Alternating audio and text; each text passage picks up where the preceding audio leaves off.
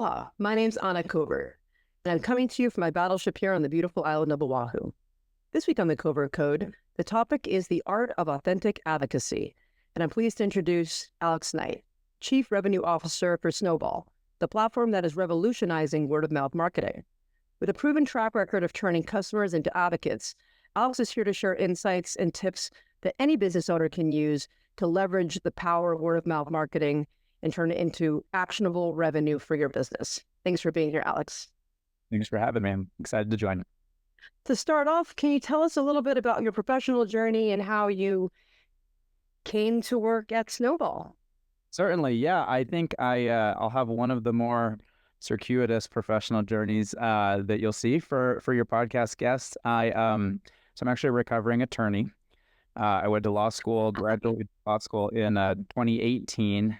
I was kind of a unique, maybe a little bit of a unique bug. Even in law school, I knew I probably wasn't going to practice law for long term or for my career. But I knew I was really drawn towards tech and life sciences, and so when I graduated law school, I went and practiced in the Bay Area at one of the big firms that does a lot of that. They represent software companies, venture capital funds, and a lot of early stage financing deals, and was able to get really great exposure there. And in about 2 years, I kind of popped my head up to see what was available. Not feeling like I needed to make the jump at that point, but more if something was there, I felt like I was ready, and I knew I wanted to get into operating at that point. So I looked at a number of different companies, and in the course of doing so, Landon Taylor, the CEO of Best Company at the time, reached out to me, and he said, "Hey, look." So Landon and I are cousins. We hadn't spoken in a number of years, but he reached out and said, "Hey, I know you're kind of looking at getting into tech. I've got this interesting company, bestcompany.com." At the time, this was 2020, is right in the middle of the pandemic. It's a cash flowing lead generation business listing site. So basically, we have a business listing site. Companies come and get reviews on those sites, build their reputation through their profile there. And then we attract visitors to the site to research and educate themselves about different options. When they decide to go with the company, they submit a lead form, and we collect basically like a lead or a referral revenue. So the thing that was really interesting about what they were doing at the time is they're just starting to get into building software as kind of, I would say, like an incubated or an internal software piece to support the website.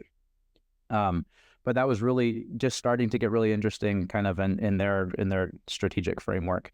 And there was a lot of other things that we're starting to think about in terms of like, hey, how do we diversify the business and position ourselves strategically for the ongoing evolution of like the digital marketing landscape. So in the course of those conversations, I ended up taking a role with Best Company at the time, and it was really kind of a one-person mercenarial department role where I was kind of running strategic initiatives.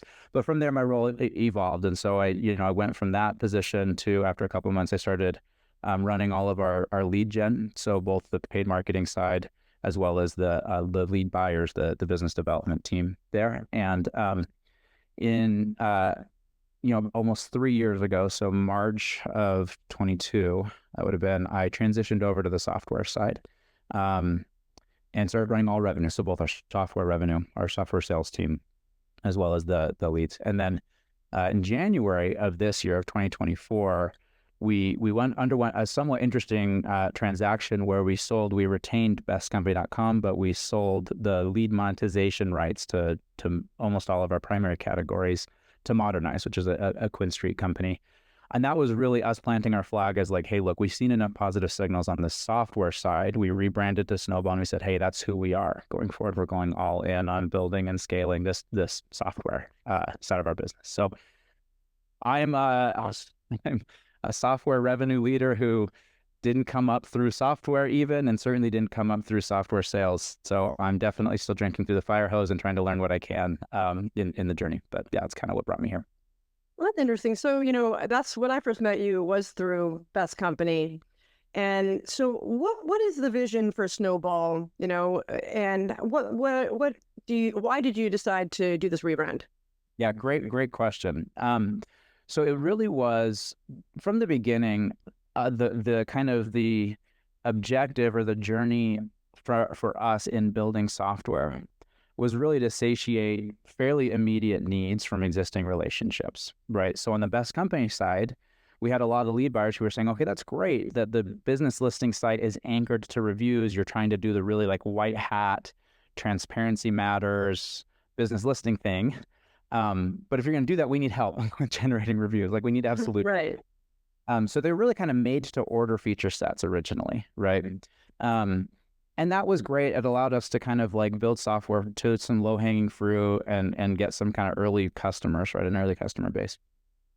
But as we kind of continued those, like those habits of of discovery with our customer base, we eventually like identified what really birthed Snowball, which is, if you talk to, and home services is really where we play. We have some like ancillary categories, but really home services is where our customer base is derived. And you talk to a home service company, almost every single one of them, from the really biggest publicly traded companies to the like one guy in a truck, I'll tell you that like, hey, word of mouth marketing it's a 10 out of 10 priority for me. Like that's how I want to build my business, is through my customers, directly through like, hey, refer me new business, and indirectly through like reviews and video testimonies, and help me grow my reputation, right? Substantiate my brand. But then when you kind of get into the weeds with them and ask them, okay, well, what does the practical reality of word of mouth marketing look like today for you? It's often like a 2 out of 10 in terms of like where they're at, relative to their privileges. Like most companies, almost all will say, hey, yeah, we know we're living below our privileges as it relates to word of mouth marketing. And, as we had those conversations, we came to realize that like the reason for that was it wasn't, nobody owned it at the company first, right? It's not the highest and best use of anybody's time in a normal organization, right? It's not the sales rep's best use of their time to go and like go all in on referrals. They're closing the deals in front of them. Like that's what they want to be doing, is the immediate gratification, close the leads in front of them. The marketing team is focused on building the brand, and so they'll touch customers as it relates sometimes to building the brand, but that's it. And then, everything else, operations, fulfillment, they're taking inbound, right? They're either having a scheduled installation, or customer success has a customer that's calling them about a warranty claim or what have you. And so there's a little bit of this like opacity as to who would own word of mouth marketing.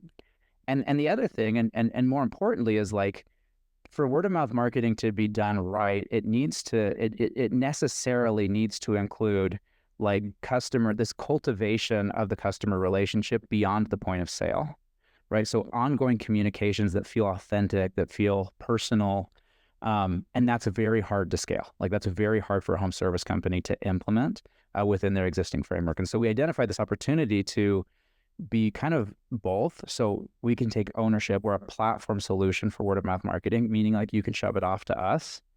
And two, it's done. We handle all of that communication. So we can own that post-sale personal human to human communication for every single one of their customers, so that the customer experience can be a continuum of that, right? It's like, hey, I had a rep come into my house. I had technicians come into my house. I know this brand. I know the people there. And that feeling can transcend the installation, if that makes sense.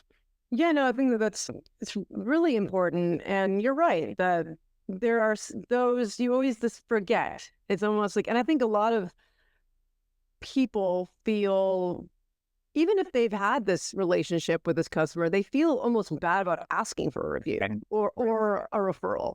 Right. And I think that's odd, but I hear it all the time. It's like there's people who are great at, they'll go door knocking, and others who won't. It's like that same kind of, who are you? And this definitely can make sure there's more consistency, so that, while you might have that sales guy who has no problem, asking refer reviews, Kim over here who doesn't feel comfortable, doesn't have to negatively impact your opportunity. Totally right. Yeah, you nailed it. And it's candidly like that is very much a myth that exists, is this idea of like, I have a happy customer. I did the hard thing, which is like, I produced a happy customer. And then it's like, well, I don't want to rock the boat. I don't want to ask them for anything because I just want to keep them happy. But it's like, well, okay, what's the point of having a happy customer if that's not helping to like propagate your brand? And kind of to your point, Anna, like people in 2024 are deeply, deeply like accepting and open to this concept of like, oh yeah, this is my person, this is my guy or girl over at the company, and I want to help them. Like, I want to help propagate the brand. I just need to be told how, right? Right. And of course, the reward doesn't hurt, right? Here, I've had a wonderful experience, and now I'm going to get this $500 or whatever it might be. And that's another thing that you do. So there is a lot of, we'll call it clutter or other types of platforms that provide similar solutions to what you guys are doing. What makes you different? Yeah, great question. So the biggest thing that makes us different, there's a lot of smaller things, right? You know, one of them is that we handle the whole, like I said, the whole mosaic of word of mouth marketing for brands. Most other solutions are point solutions, meaning like, hey, we'll help you with a referral incentive, and we can track and pay out that referral incentive, or we will help you with marketing materials around your referrals. And what have you. We really built this to be a platform solution, and so instead of having to piece together a lot of different point solutions, we can handle the whole kind of, like I said, that whole mosaic. But the most important, and it's a very critical strategic decision that we made when we decided to build Snoball the way that we did, is that our referral program is really built on personal conversations, and so a lot of brands, and it's not a bad thing, it's a good thing to do. A lot of brands run what we call campaign-oriented word-of-mouth marketing, meaning, hey, I'm going to either on automated triggers, and so at the 1-year anniversary of an installation, I'm going to reach out to the customer and ask them for what I want, right? A review or a referral or what have you. Or you have these, a nurture campaign that's automated, or you're going to just, hey, when you feel like it, I'm going to blast text message all of my customers. So campaign-oriented. What we decided to build was not that. It's actually built, like I said, on human-to-human conversation. So it's really a conversation engine, and we're very unique in that it's built on these human-to-human conversations, especially because it's a done for you. So we don't provide just the car. We provide the car and the driver to companies, because we know most home service companies, they don't. Even if you had a great tool for messaging customers one-to-one, to my point earlier, you're not going to be able to get somebody at that company to now divest 10 hours, 20 hours of their week into like running all of those messages. And so we actually provide the messaging. We actually do the engagement with the customers on behalf of our clients. I think you brought up a really good point, because we do, in advertising, things are based on campaign but I think that when it's most effective is when we really practice the idea of time decay, right? Where that every customer is on their own journey, and depending on that time that they first came into our system, from being a lead all the way through to signing the contract and beyond, taking your approach, I can see that it could be more efficient, because, again, and if someone might be going to Europe, or they might be, whatever they're going to tell you in this conversation can help you or your software determine when the best time to ask for this next step is. Is that accurate?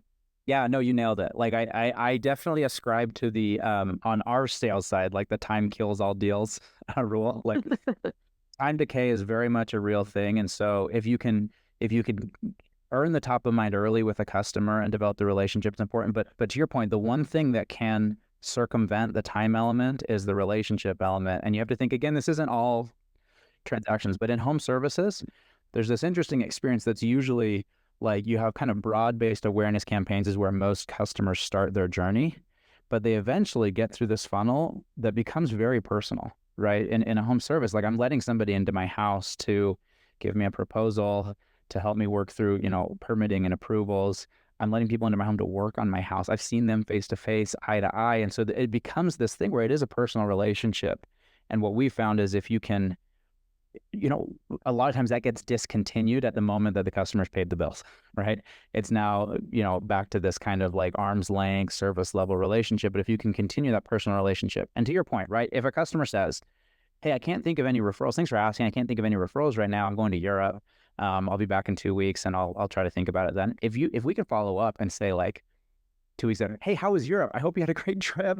That really drives home for the customer that their engagement with the company has risen to like the level of importance that the company's investing in a continued and personal relationship with that customer. And that's where real magic happens is when you can kind of drive that home with the customer.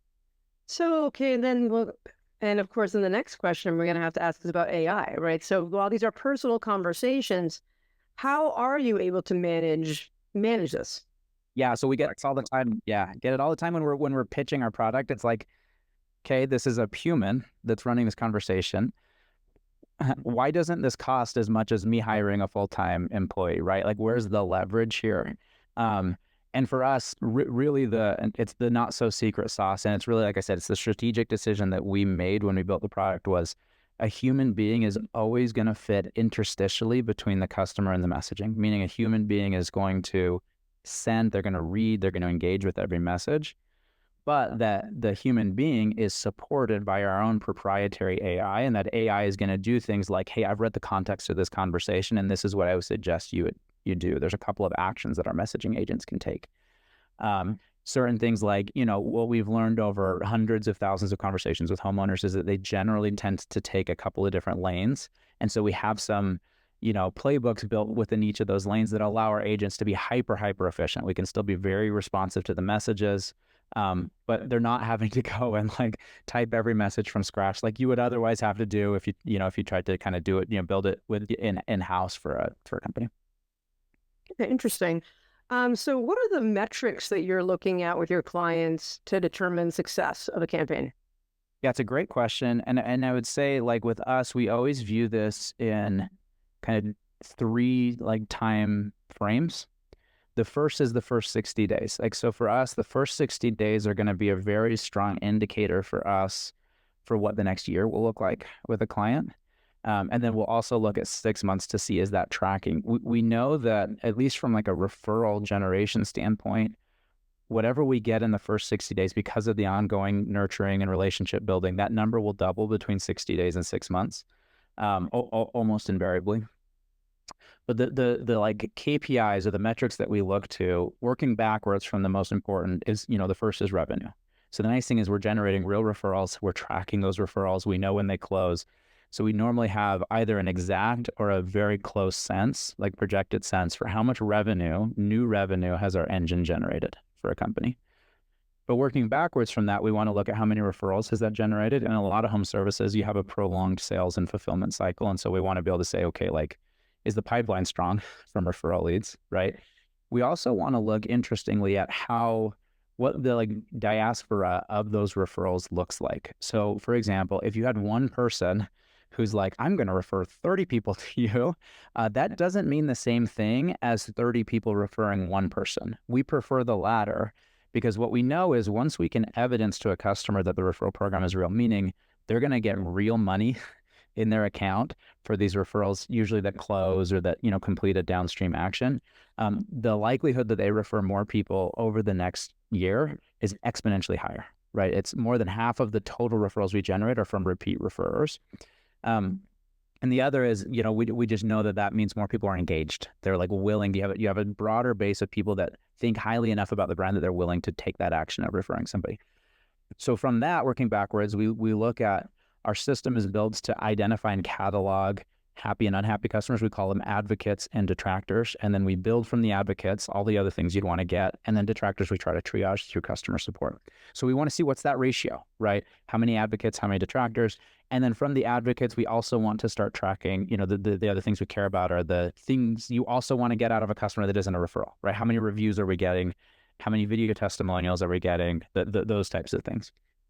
So for, when there's a direct, obviously there's API that you're connected with so that you can get these opportunities or contacts in real time. My initial thought is that if that's set up correctly, should you even be receiving those maybe people who have been the detractor? Yeah, it's a really good question, Anna. And, there's kind of two types of data that we work. One is the real-time data through API, right? I just completed a job. I send it over. A lot of times, to your point, there's dispositioning within the CRM that's going to tell us like, hey, this isn't a happy customer, and we're just not going to bother. That's totally right. Sometimes people don't have those systems in place. And so that like us talking to the customer and continue the conversation can allow us to suss that out. But the other piece of data that's important is legacy data, right? So a lot of home service companies are sitting on, they say, hey, I've been in business for 10 years. I have thousands of customers that I probably haven't talked to, and at least in a long time. And in home services, it's interesting because, things happen, right? Like when you install a new product system or what have you, it can become increasingly more a black box as to like how that customer today feels about that job that you did so many years ago. And so this re-engagement with the customer allows us to also do that, identify, hey, the solar system that you put on my house 7 years ago, still love it, still am a happy customer. Yes, I would still leave a review. And importantly, actually, those reviews tend to be very, very powerful and potent because they're saying, this has worked. This has worked like longitudinally across the experience rather than in the moment of you did a good job of putting glass on my roof in the case of solar. What about, what we're hearing a lot, or at least a lot of my clients now are starting to diversify. Right now, someone who was a roofer has now added solar, or they're a window company and now they're adding roofing, so is this tool also being used to not just ask for referrals, but to actually ask for more business from that same user? Yes, absolutely. Yes. And you're right. We see that a lot too. And I think just candidly, like very, very smart, right? For home service companies to diversify anywhere that like is kind of intuitive, right? It makes sense. Because like trust is hard to earn. And once you've earned that trust from the customer, like the best way to grow your business is getting the highest like lifetime value out of that customer, right? So there's two ways that we think about doing this principally. The first is when you have like a multi-line business that we're onboarding, we talk to them about, well, how do you think about, and most companies like love this, how do you think about customers referring themselves? So just by asking and nurturing the referral conversation, you get all the time.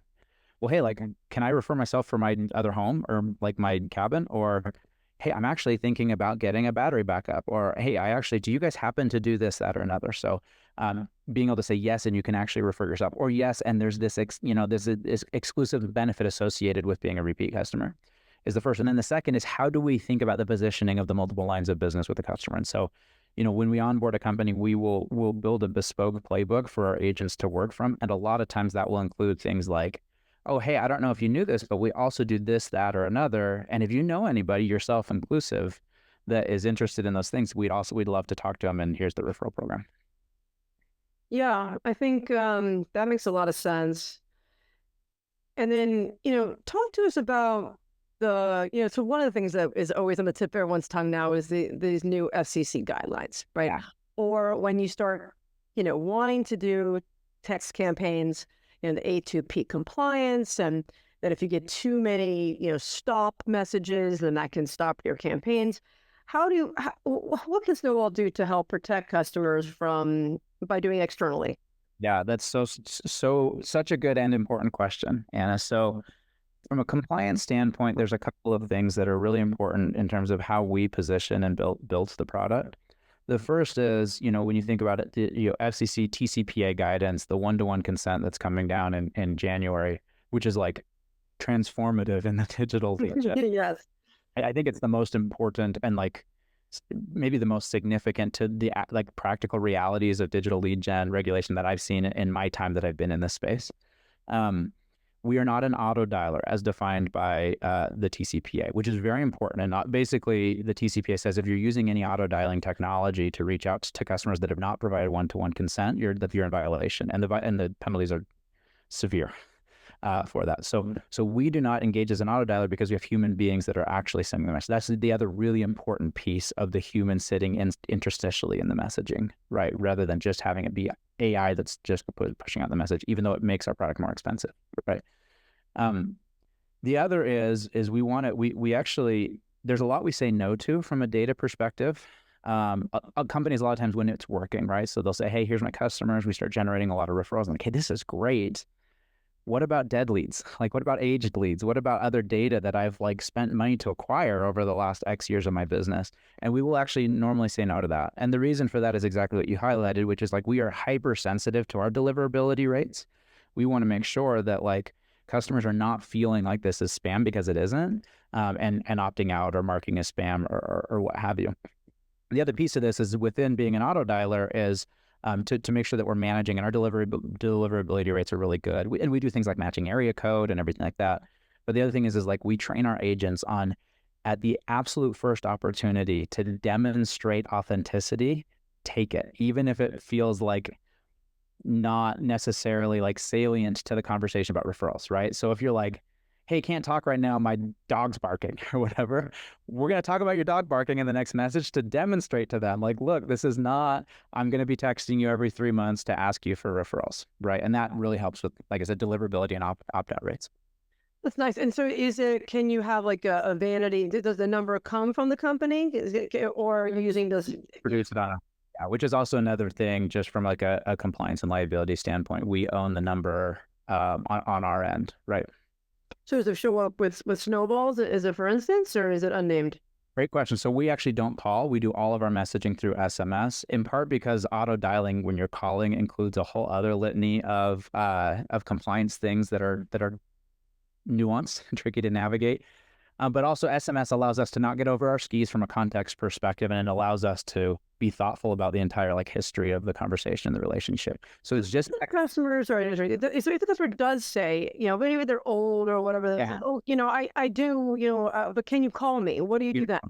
Yeah, so we have a playbook where we'll say, hey, unfortunately, this is a text-only line.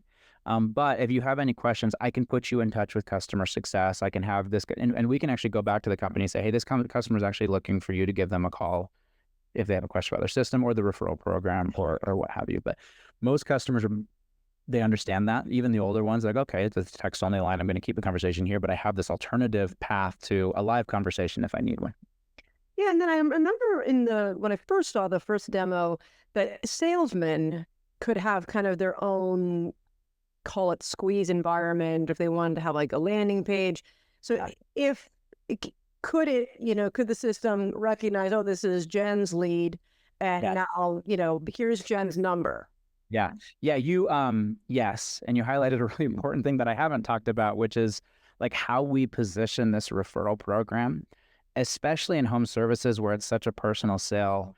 The avatar that we take on is this is the company's choice, but normally is the assistant to the sales rep that the customer worked with. And so they feel like the continuation of, I'm not just referring Covert Solar, I'm referring, Anna, my person at Covert Solar to the people that I, care about, my friends and relatives. And the downstream of that looks like when we collect a review from a customer, for example, we can get both a review to the company, but they will also separately create or collect an endorsement that is specific to the rep that the customer worked with, that will feed into a digital business card and digital properties that can attach the phone number. And then we can also, where a company desires, sometimes they don't, sometimes they say, hey, just don't bug me sales reps with this, just run it. But we can say, hey, yeah, let me put you back in touch with the sales rep for this like specific question. Yeah, that's really powerful. So, in this industry of word of mouth marketing, what do you think are some of the biggest myths that you've encountered, and what should business owners be on the lookout for? Yeah, it's a really good question. I would say the first we kind of already spoke to, but I think a big myth is this idea that if I keep talking to my customers, they're going to be so mad at me, right? And I think that a lot of people, they transpose their own experience of getting, like, we just finished campaign season, like getting hundreds of spam text messages all the time from, all these different sources, and they transpose that onto their customer experience. That in the reality of our conversations that we see is actually mythical. Now, like, there are anecdotal cases where customers are like, hey, stop bothering me with this, but it's like a fraction of a fraction of a fraction of the percentage of customers. Most of them they have no bother with you reaching out. Now, we obviously don't text somebody's customers every week, right? We're pretty thoughtful about the cadence and how we nurture that relationship. But that is a concern that's very valid when it's brought up. But it actually, like I said, the reality once implemented, I have seen in our system and in other word of mouth marketing efforts, it's not as big of a monster as people think it is. The other I would say that's pretty common is people, have this idea that like, oh, if I just take care of my customers and I do really good business, they'll take care of me by default. And that's partially true, right? It is true that there's a segment of your customers that if they just love you, they will go out and refer people. Where that's not true is that even if they love and trust you, earning the top of mind is another question, like, and maintaining kind of the top of mind with the customer. And so I think a lot of companies say, well, I just get a lot of referral leads. And that's true. Like I said, that's true. but they are still living well below their privileges from having a default-oriented referral program or word-of-mouth marketing program as opposed to a design-oriented program. And design either through Snoball or elsewhere. I think that is the idea that there's not a big gap between they're just doing it already and what I could be doing is a myth. Yeah, I think you're 100% right. I mean, it all comes down to just basic math. Right? That's right. It's that people, we consume so much media, with so many distractions, and those are just becoming more and more like a snowball, right? And asking once isn't enough. Asking even twice isn't enough. You have to continue to stay top of mind, and that's at least these 7 touch points or 7 messages over a short period of time, and continue to share the value proposition, or they just might forget. That's right. I mean, Anna, one data point that's interesting. Like I said, we analyze the data across hundreds of thousands of conversations at this point. The current number is 4.3 is the average amount of times that you need to touch a customer before they're willing to leave their first referral. But what that means is you have a ton of customers who just happen to have a bullet in the chamber. So the first time you ask, you get it. So that means that like the median is probably a lot closer to like 8, 9, 10, to your point, touches of nurturing the customer before they send their first referral over to you. Yeah, that's interesting. So what do you think, what is the first step, or do you have any tips for brands who are interested in upping their game? Yeah, I think I would break it into 4 things. If a brand's saying, hey, I want to be intentional about word of mouth marketing. The first thing is I would identify who owns it. And it doesn't need to be, okay, you own it and you have to do all of it. It's just this number, right? The number of referrals or reviews that we are getting that's your metric, right? And so you just have somebody that owns the metric, basically, because then you can vest in them the authority to figure out how to get there without having to overwhelm people, at the company. The second is, and this is somewhat like, point B to this, is have a system in place, even if it's a bad system to start, but have a system in place for tracking and, really importantly, fulfilling on referrals. What I always tell companies is if you don't feel confident that you can pay a customer a referral incentive when they earn that incentive, do not offer your customers a referral incentive. It's the easiest way to piss off an otherwise really happy customer, right? Is to promise them and not deliver. So have a system, even if it's a spreadsheet or a whiteboard, have a system in place for tracking referrals that are coming in and fulfilling the referral incentives if you're offering it, right? Mm-hmm. The third is, I would say, set up a system for thinking about how you track those or how you treat referrals and customers, right? And it should be distinguished from your existing sales and marketing funnels. Basically, like, what's the talk track? Who's dialing on these referral leads? How are we collecting them, right? Do we have a lead form on our website? Are we doing a form in our leave behind, right? But how do we collect? How do we work the lead? And then how do we track and fulfill? And then finally, and this is really important, regardless of whether you use Snowball or any product or platform, train your people to talk about it. If it is core to the ethos of your business, it should be something that is talked about and introduced at every stage of the customer journey. And it can be as easy as like, hey, listen, if you had a good experience, a big part of our business is referrals. We'll follow up with you on more information on that, but it means so much if you could refer us business down the road. But just put it in your customer's mind. Like, it's hard to demonstrate to a customer that this is such a big priority if it's the first time they're hearing about it 5 years after they completed a job. Right. Right. Train every one of your people to talk about referrals or customer ambassadors wherever they're touching the customer. And is that something that you provide? And someone comes to Snowball, are you giving your clients some training scripts for their sales team? Yes, and we're getting better at it. Candidly, like, that's one thing we've also identified is like, hey, the best customers that are generating the most yield out of our platform, they have this like ubiquity across the organization and how they think about word of mouth marketing. And so, yes, there's things we do, and we will definitely be a lot better at it 6 months from now because it's a priority for us in terms of training and introducing exactly what the word of mouth marketing program is doing and where they'll see it show up, and then checking in and providing that is it's really important. Awesome. Well, thanks so much for being here today. To learn more about Snowball, you can go to snowball.com and connect with Alex on LinkedIn. Thanks so much for being here today. And you are the best. I am such a huge fan of everything you've built and continue to build, and it's a privilege to be able to join the podcast. Thank you. And to all of our listeners, please join me next week as I interview another industry expert on a topic to help you succeed on and offline. Aloha. See you in the pixels.